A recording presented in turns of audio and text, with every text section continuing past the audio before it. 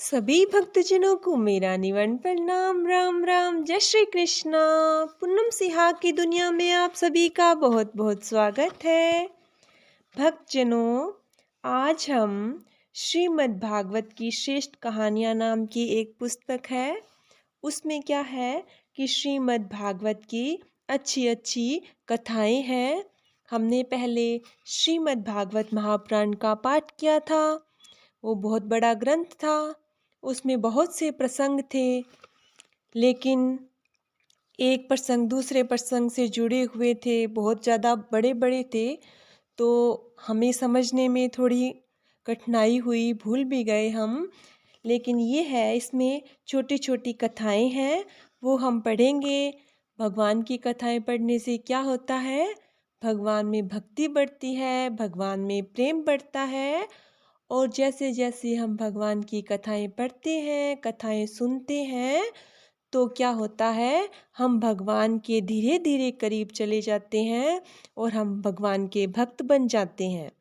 क्योंकि क्या है कि श्री राम जी ने जो 9 प्रकार की भक्ति बताई थी, उसमें एक है कथा का श्रवण करना, कथा का पठन करना। ये भी एक प्रकार की भक्ति है। हम भगवान से हाथ जोड़कर प्रार्थना करते हैं, हे भगवान, आप हमें इस आवागमन के चक्कर से मुक्त करना और हमारा दोबारा इस संसार में जन्म ना हो। हमें अपने बैकुंठ निवास में स्थान प्रदान करना प्रभु, और ऐसी कृपा करना कि हमारे दिल में आपकी भक्ति हमेशा रहे। हम हमेशा आपकी भक्ति करते रहें, आपके भजन कीर्तन करते रहें, आपकी कथा का पठन करते रहें, सुनते रहें, और हम आपसे कभी दूर ना हो भगवान। ना हम आपको कभी भूलें और ना आप हमें कभी भूलो। ऐसी कृपा करो भगवान कि हमें आप हमेशा याद रहो, और हम अगर भूल भी जाएं तो आप हमें मत भूलो। क्योंकि बच्चे तो माँ बाप को फिर भी भूल जाते हैं, लेकिन माँ बाप बच्चों को कभी नहीं भूलते। इसलिए आप तो हमें जन्म देने वाले हो, हमारे सब कुछ हो, हमारे तारनहार हो, हमारे पालनहार हो। इसलिए भगवान, आप हमें कभी मत भूलना। हम तो संसारिक जीव हैं। आपकी जो माया फैलाई हुई है, उसमें क्या है, हम तो गुम हो जाते हैं। आपने इतनी अच्छी माया फैला रखी है, तो हम इसमें भूल जाते हैं, भटक जाते हैं। लेकिन हे भगवान, हम आपसे यही प्रार्थना करते हैं कि आप हमें कभी भी मत भूलना भगवान। हमें हमेशा अपने बच्चों की तरह याद रखना। बस भगवान, हमें आपसे यही प्रार्थना करनी है कि हमारा आपके चरणों में प्रेम रहे, और आप भी हमें कभी भी मत भूलो, हमें हमेशा याद रखो भगवान।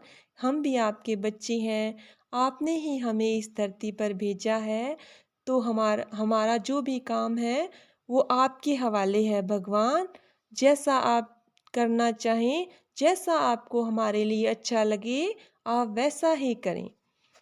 आइए भक्तजनों, हम क्या करते हैं, ये कथा शुरू करते हैं। श्रीमद् भागवत की श्रेष्ठ कहानियाँ, ये पुस्तक का नाम है।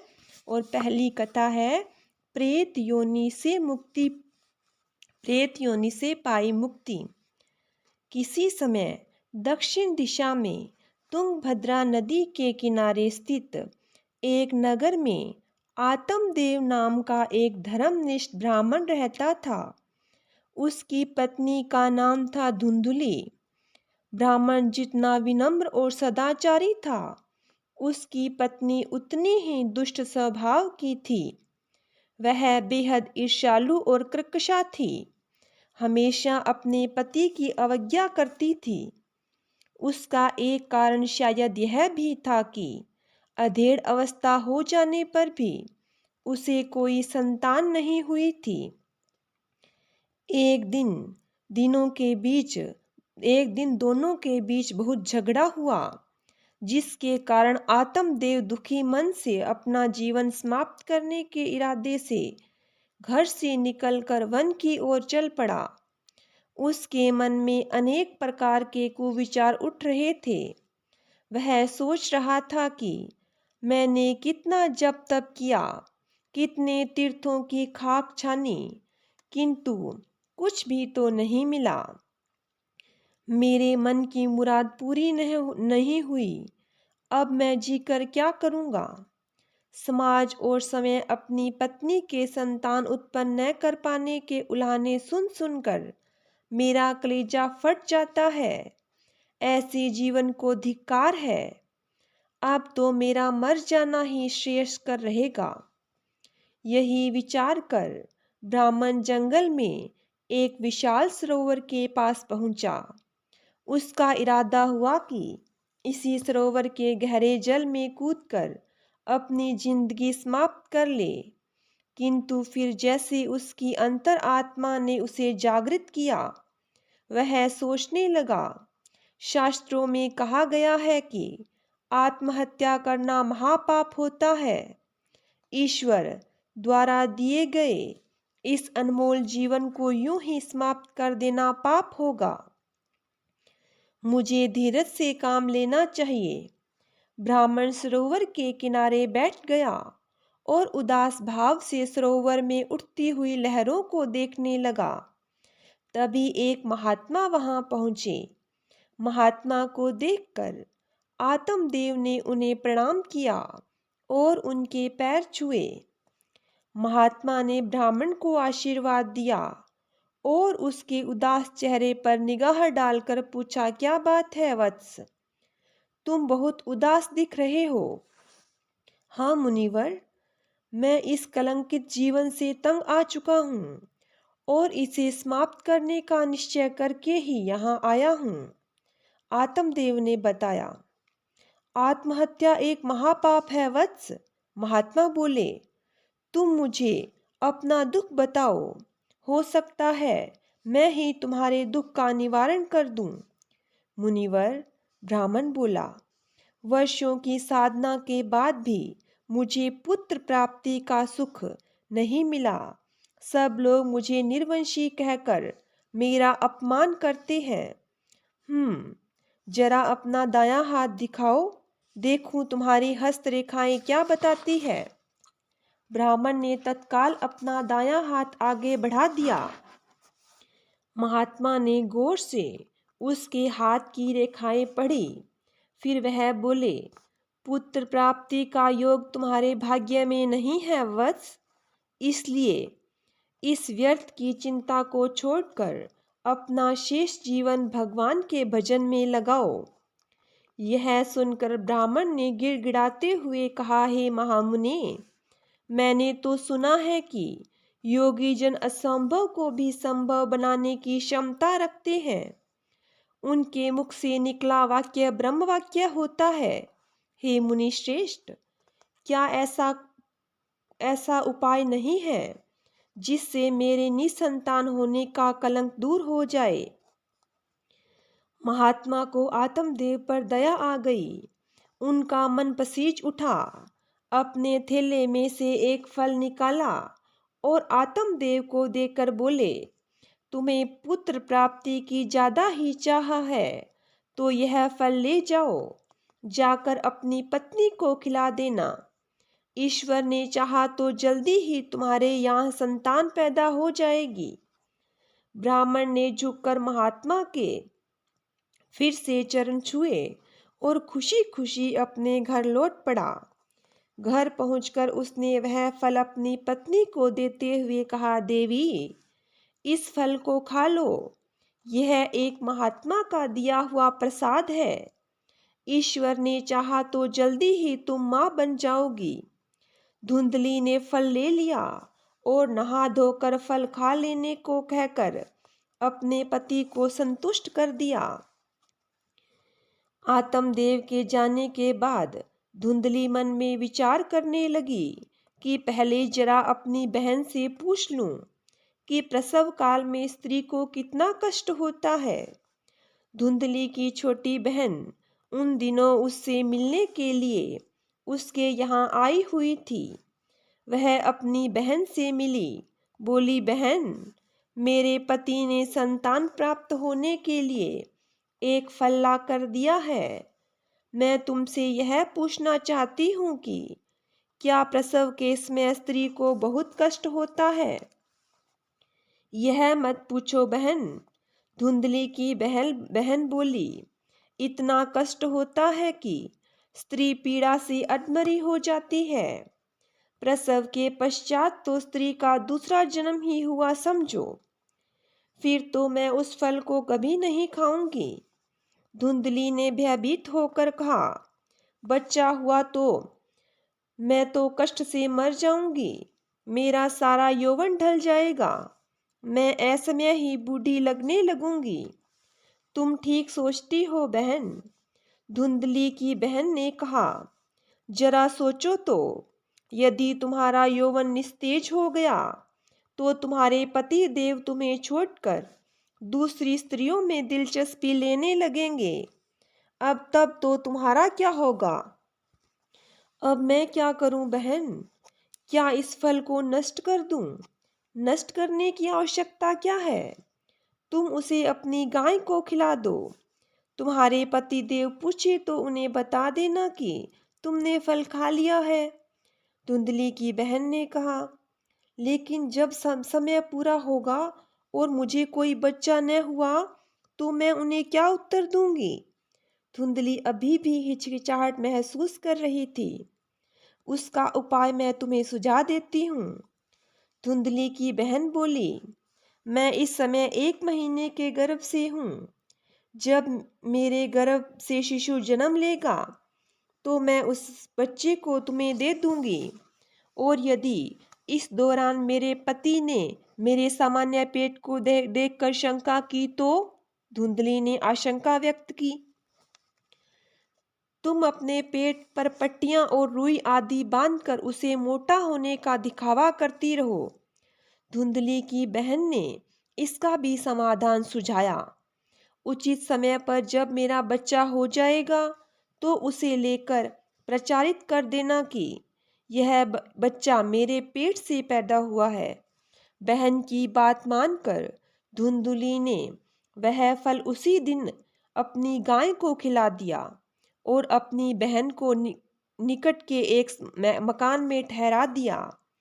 फिर निर्धारित समय पर जब उसकी बहन को बालक पैदा हो गया तो उस बालक को अपने पास बिस्तर पर लेटा लिया और आत्मदेव को कह दिया कि उसे पुत्र पैदा हुआ है। पुत्र प्राप्ति का समाचार सुनकर ब्राह्मण बहुत खुश हुआ। उसने गरीबों और ब्राह्मणों को बहुत सा दान दिया और नगरवासियों को एक बहुत बड़ा भोज दिया। आत्मदेव ने अपने उस पुत्र का नाम रखा धुंधुकारी। कुछ दिन पश्चात ब्राह्मण की गाय को भी एक पुत्र पैदा हुआ। उस बालक की विशेषता यह थी कि उसके कान तो गाय के जैसे थे, शेष सारा शरीर मानव जैसा था। आत्मदेव ने उस बालक का नाम रखा गोकर्ण। आत्मदेव अपने पुत्र की भांति ही उस बालक की परवरिश भी करने लगा। धुंधली की बहन आत्मदेव की अनुपस्थिति में चोरी छिपे उसके घर आती और धुंधुकारी को अपना दूध पिला जाती। धुंधुकारी जो जो बड़ा होता गया उसकी आदतें बिगड़ती चली गई। माँ के लाड प्यार में पलकर वह दिनों दिन ढीठ और जिद्दी होता चला गया। कभी किसी बच्चे को पीट देता तो किसी के पशुओं को खोल आता। पड़ोसी शिकायत करने पहुंचते तो धुंधली उनके नुकसान की भरपाई कर देती। दूसरी ओर गोकर्ण नियमित रूप से पाठशाला जाता और खूब मन लगाकर पढ़ता। उसके गुरुजन उससे प्रसन्न रहते थे। घर लौटकर वह आत्मदेव की भी भरपूर सेवा करता था। धुंधली उसे अकारण ही डांटती रहती थी, किंतु वह हंसकर उनकी हर बात को बर्दाश्त कर लेता था। फिर एक दिन वह भी आया जब धुंधुकारी एक चोर और उठाईगीर बन गया। घर की चीजें बेच बेच कर वह वेश्याओं के कोठे पर जाने लगा और एक दिन तो हद हो गई। माँ के धन न देने पर उसने धुंधली को इतना पीटा कि उसकी मृत्यु हो गई। उसी शाम गोकर्ण और आत्मदेव ने आपस में विचार विमर्श किया। पुत्र गोकर्ण, अब इस घर से मेरा मन उचट गया है। मैं बाकी समय वन में जाकर भगवत भजन में लगाना चाहता हूँ। मैं भी किसी तीर्थ में जाकर अपना मन शुद्ध करना चाहता हूँ। किसी सतगुरु की शरण में जाकर उनसे ब्रह्म ज्ञान प्राप्त करूँगा। मार्ग में आपको वन में छोड़ता जाऊँगा।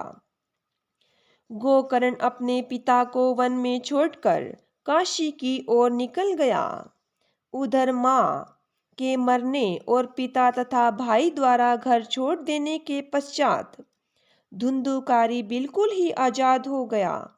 उसे कोई टोकने वाला न रहा, तो उसने बेखौफ होकर वेश्याओं पर धन लुटाना आरंभ कर दिया। जब तक उसके पास धन रहा, वेश्याएं उसका मनोरंजन करती रही। लेकिन जब धन समाप्त हो गया, तो वेश्याओं ने उसकी उपेक्षा करनी शुरू कर दी। उनके बदले व्यवहार से तंग आकर एक दिन धुंधुकारी ने उनसे पूछ ही लिया, क्या बात है? अब तुम्हारे व्यवहार में न तो पहले जैसा उत्साह है और न गर्मजोशी। यह परिवर्तन किस लिए? क्या इसलिए कि अब मेरे पास धन नहीं रहा? तुम ठीक समझे हो धुंधुकारी, वेश्याएं बोली। अब तुम हमारे पास मत आया करो। धनहीन व्यक्ति की हमारे धंधे में कोई पूछ नहीं है। जब तुम्हारे पास धन हो जाए तो बखुशी यहाँ आ जाना। हम पहले की तरह ही तुम्हारे मनोरंजन के लिए तैयार रहेंगी। वेश्याओं के उत्तर सुनकर धुंधुकारी को बड़ी ठेस लगी, लेकिन उसने इसका भी प्रबंध कर लिया। वह चोरी करने लगा और चुराए हुए धन को वेश्याओं पर खर्च करने लगा। एक दिन तो हद हो गई। वह 4-5 वेश्याओं को अपने घर ले आया।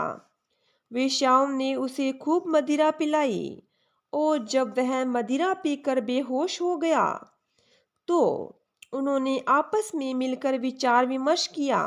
बहन, वह आदमी तो अब हमारे लिए मुसीबत बनता जा रहा है।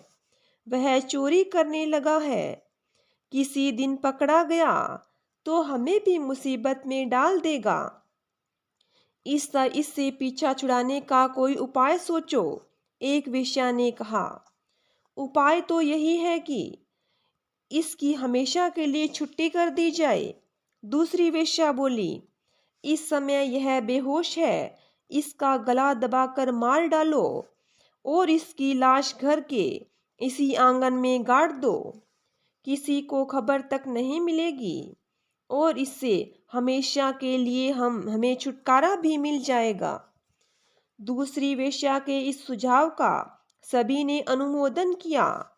उन्होंने गला दबाकर धुंधुकारी को मार डाला और एक गहरा गड्ढा खोदकर आंगन में ही उसके शव को गाड़ दिया। फिर वे उसके घर से जो भी मूल्यवान सामान मिला उसे लेकर चंपत हो गई। धुंधुकारी मरकर भयानक प्रेत बन गया और उसी मकान में रहकर विचरण करने लगा। वेश्याओं ने प्रचारित कर दिया कि धुंधुकारी व्यापार करने के लिए विदेश चला गया है। सभी ने उसकी बात पर विश्वास कर लिया। वैसे भी उस जैसे दुराचारी का कोई मित्र या सगी संबंधी तो था ही नहीं, तो उसके लिए कौन चिंता करता। पड़ोसियों को तो उसके जाने से उल्टे राहत ही मिली। कुछ दिन पश्चात काशी में अपनी शिक्षा पूरी करके गोकर्ण घर लौटा।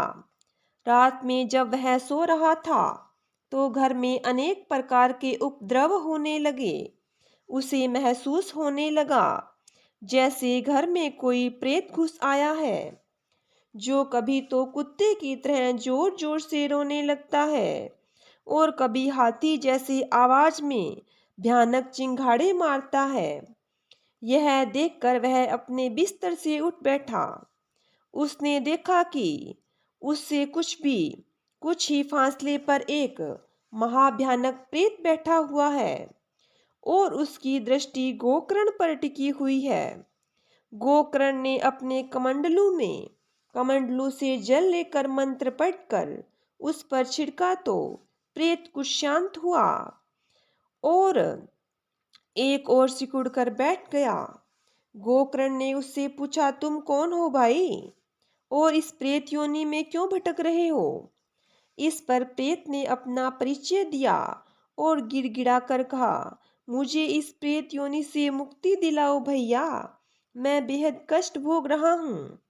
मरकर भी मेरी आत्मा को शांति नहीं मिली। मैं अब और ज्यादा कष्ट सहन नहीं कर सकता। यह सुनकर गोकर्ण ने उसे आश्वासन दिया। कहा, अब तुम्हें चिंतित होने की आवश्यकता नहीं है भैया, मैं कल ही गया जी में चला जाऊंगा, वहां तुम्हारा पिंड दान कर दूंगा, जिससे तुम्हें प्रेत योनि से मुक्ति मिल जाएगी। अगले ही दिन गोकर्ण गया के लिए रवाना हो गया। वहां उसने विधिवत धुंधुकारी का तर्पण किया और उसकी आत्मा की शांति के लिए ईश्वर से प्रार्थना की। जब वह वापस लौटा तो उसने पुनः धुंधुकारी को प्रेत योनि में भटकते हुए पाया। इस पर गोकर्ण को बहुत आश्चर्य हुआ। उसने धुंधुकारी के प्रेत से पूछा, भैया, मैंने तो गया में विधिवत तुम्हारा पिंडदान और श्राद्ध कर दिया था, लेकिन तुम्हारी मुक्ति तो फिर भी नहीं हुई। मैं घोरपात की प्रेत हूँ भैया, धुंधुकारी के प्रेत ने कहा। मेरी मुक्ति साधारण उपायों से नहीं होने वाली। जब तक तुम कोई ठोस उपाय नहीं करोगे, मैं इसी प्रकार इस योनि में भटकता रहूंगा। अगले ही दिन गोकर्ण ने अनेक विद्वानों और पंडितों से सलाह ली और उनसे धुंधुकारी की मुक्ति का उपाय पूछा। तो पंडितों ने कहा, गोकर्ण, तुम सूर्य भगवान की आराधना करो। यदि वे तुम्हारी आराधना से प्रसन्न हो गए तो तुम्हारे भाई की मुक्ति का उपाय बता देंगे। अगले ही दिन गोकर्ण ने सूर्य देव की आराधना आरंभ कर दी। भगवान सूर्य उसकी आराधना से प्रसन्न हुए और उसके सामने प्रकट हो गए। कहा, मैं तुम्हारी पूजा आराधना से प्रसन्न हूँ वत्स, मांगो, क्या वर मांगते हो? हे देव, यदि आप प्रसन्न हैं तो मेरे भाई की मुक्ति का उपाय बता दीजिए, उसका कष्ट मुझसे सहन नहीं हो पा रहा। गोकर्ण ने विनीत स्वर में कहा, उसका तो एक ही उपाय है, सूर्यदेव बोले। यदि कोई सद्विचारों वाला प्रभु भक्त एक हफ्ते तक तुम्हारे भाई के प्रेत को श्रीमद् भागवत की कथा सुनाए और वह शांत होकर कथा का श्रवण कर ले तो उसे प्रेत योनि से मुक्ति मिल जाएगी। तब मैं स्वयं उसे श्री हरि की कथा सुनाऊंगा देव। लेकिन मेरी एक शंका भी है, वह यह कि वह एक प्रेत है। साधारण मानवों की तरह तो मेरे सामने बैठकर कथा नहीं सुन सकता। उसका भी एक उपाय है, सूर्यदेव बोले। तुम कथा स्थल पर एक 7 गांठ वाला बांस गाड़ देना। प्रेत उस बांस की अंतिम गांठ पर सूक्ष्म रूप में आकर बैठ जाएगा। फिर ज्यों-ज्यों कथा समाप्त होती जाएगी, बांस की गांठें चटक चटक कर फटती जाएगी। अंतिम गांठ जैसे ही फटेगी, वह प्रेत योनि से मुक्त हो जाएगा। गोकर्ण ने वैसा ही किया। श्रीमद् भागवत की कथा का आयोजन किया। प्रेत 7 गांठ वाले बांस के ऊपरी सिरों पर आ बैठा। ज्यों ज्यों कथा आगे बढ़ती गई, बांस की गांठें फटती गई, और जब 7वें दिन कथा का समापन हुआ तो अंतिम गांठ भी फट गई और उसमें से दिव्य पुरुष के रूप में धुंधुकारी प्रकट हो गया।